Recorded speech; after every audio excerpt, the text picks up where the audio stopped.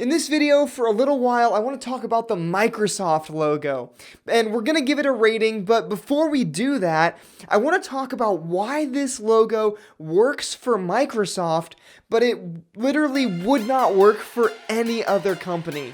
So let's go ahead and get started right now.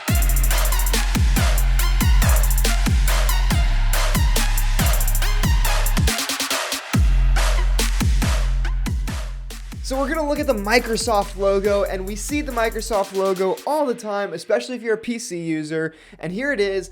As always, let me know in the comments what you think about this logo. Is it working for you? Is it not working for you? I'd love to hear your thoughts. But before we dive into my thoughts, here's a really fast fact of the day. Did you know that the 4 colors and squares of the Microsoft logo represent the 4 different divisions of their company? The red for Microsoft Office, the green for Xbox, the blue is for Windows, and the yellow is for Bing. I literally had no idea until I started researching this logo that that's what the 4 colors and boxes stood for. So now that you know that random fact of knowledge, here's some facts about this logo's effectiveness.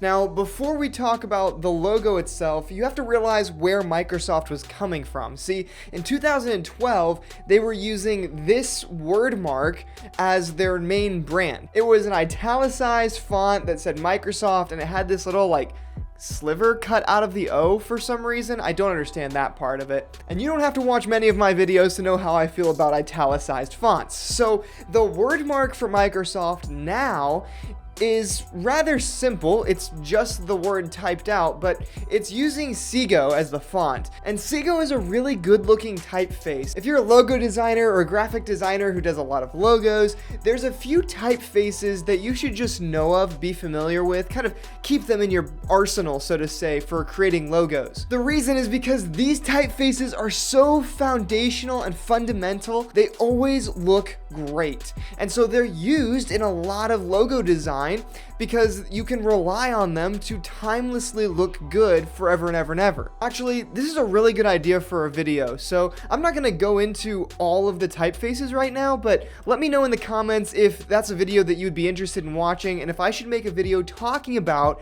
the fonts that are kind of foundational in logo design. Now, for the purposes of this video, all we really need to know is that Seago is one of those timeless fonts. So it's a great choice by Microsoft because it's always going to look good. Now let's talk about the logo itself. I want to teach for just a minute a fundamental logo design principle that you need to understand if you're a logo designer. See, this mark is extremely simple. I'm pretty sure the only way this logo could be any simpler was if it was just one square. If there was a scale and you put the world's simplest logo all the way over here, I'm pretty sure this mark is gonna slide in right there. It's just really, really simple. On this channel, I talk a lot about simplicity and memorability, right?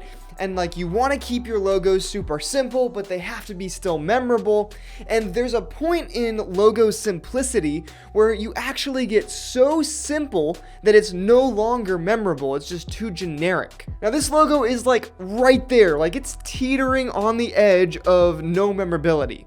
But it is memorable simply because of the size and magnitude of a company that Microsoft is. If you're a mega giant company, a huge company, then you can actually get away with super simple logos like this because you have so much money and so much exposure that you can force your logo out into the world enough times that people start to recognize it and remember it. The only reason that you can remember the Microsoft logo is because you've seen it 100 times. You've seen it so many times in so many places that you have now lodged it in your brain purely on the exposure of it. Now that's just the power of being a tech giant.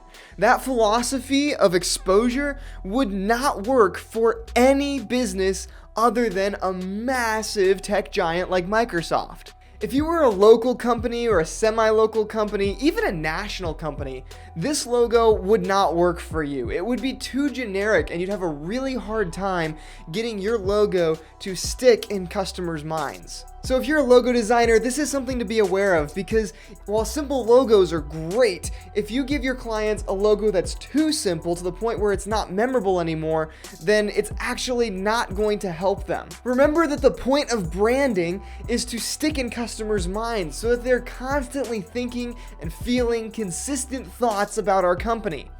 If the logo is too simple, then they can't do that because they can't remember it. So because of that, I want to go ahead and rate this logo at a 9.4 for Microsoft, because it's a great mark and they've done a wonderful job exposing this and making it memorable for the customer. But if this logo were for any other company, it would not be a high score. And if you want to learn more about logo memorability and a logo that was not memorable, check out my Calvin Klein video, which I'm going to link right there, because that's a great example of a logo being too simple to the point where it's not memorable anymore. If you enjoyed this video, drop me a like and let me know in the comments what logo you want to see me critique next, and I'm going to see you guys in the next video.